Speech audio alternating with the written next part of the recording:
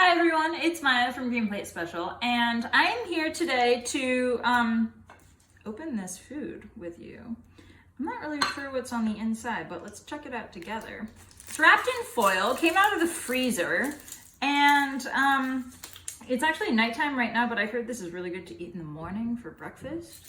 I'm seeing a bit of tortilla poking through. Aha!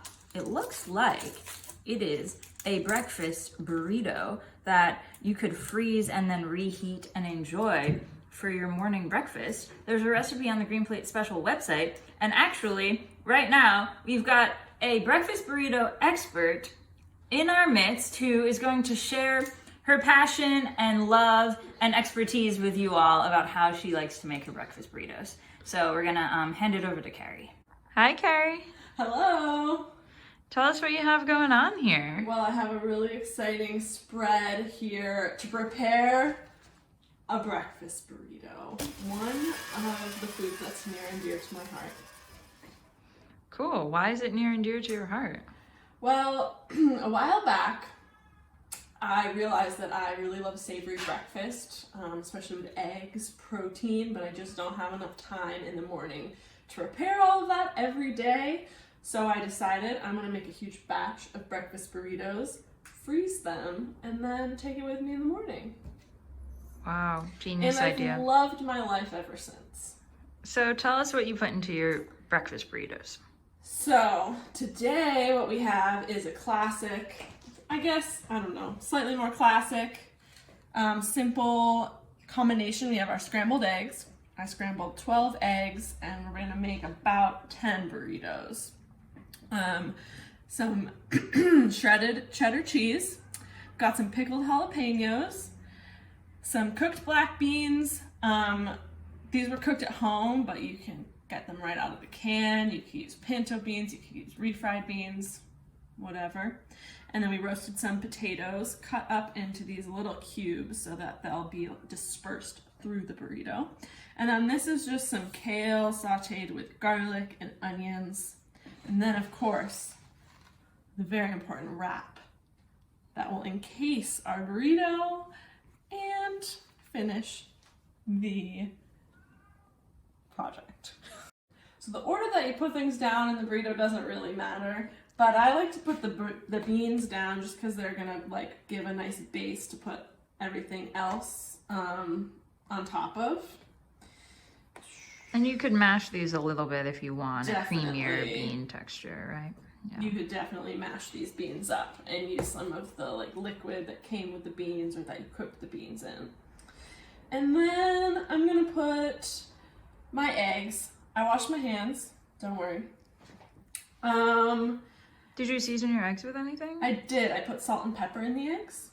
Cool. Kept it simple because there's garlic and onion in here. I used cumin and paprika and cayenne in the potatoes. And then we have these pickled jalapenos, which are super flavorful. Awesome. So we've got our scrambled eggs in there. Next, I'm gonna put the potatoes, because I think those will sprinkle nicely over that we have so far. I noticed that you're sort of piling everything in the middle. Is that an intentional choice? It is. I find once we get to the wrapping step that it helps to be able to fold over, but then also wrap, and we'll get there soon. Got it. Okay, so we've got the greens. I'm gonna then do just a little pile of the cheese there. And finally, I think these jalapenos are pretty spicy, so I'm just gonna lay a few on top. And I'm trying to get even coverage of most of the ingredients because I'm trying to get every flavor in every bite. Okay, we have made it to the wrapping stage, one of my favorites, because you have just assembled a beautiful burrito that you're so excited to eat, and now you're just putting the finishing touch on. So I folded that over, and I try to use my fingertips to sort of bunch the tortilla under the filling, just so that it's all wrapped up. Then I fold the sides in, and finally, I just roll it on itself.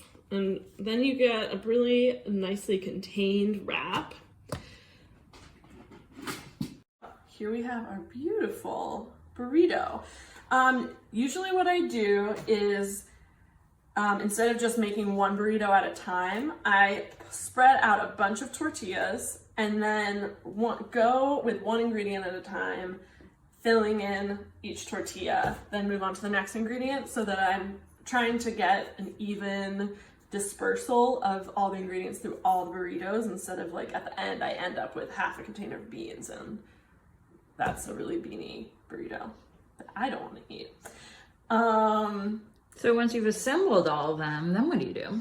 So imagine instead of this one burrito, we have 10 burritos lining this pan. What I do is I just stick this whole pan of burritos in the freezer, and that will make sure that they freeze in their burrito form. So once they're frozen, I take some aluminum foil. So that probably takes like 3 hours. It could be less.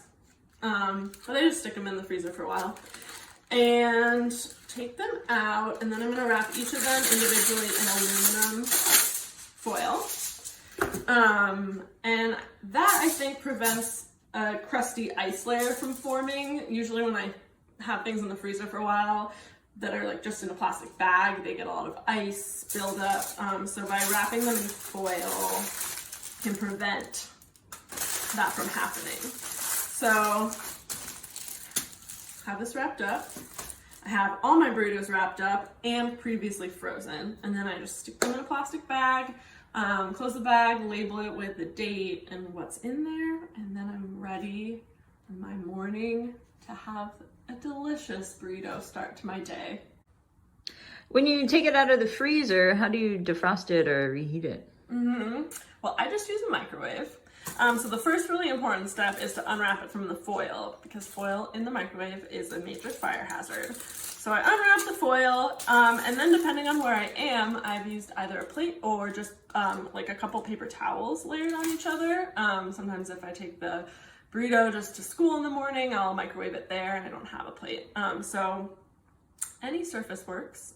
Just microwave it, usually 2 minutes, and then I flip it over and do another minute or so, and you can feel like if it's still frozen. The other good thing about the frozen burrito is that you can take it with you in the morning and not worry about refrigerating it for a while, because it's frozen and it'll thaw slowly over the course of the morning. And if you have access to an oven or a toaster oven, you could just reheat it right in the foil, right?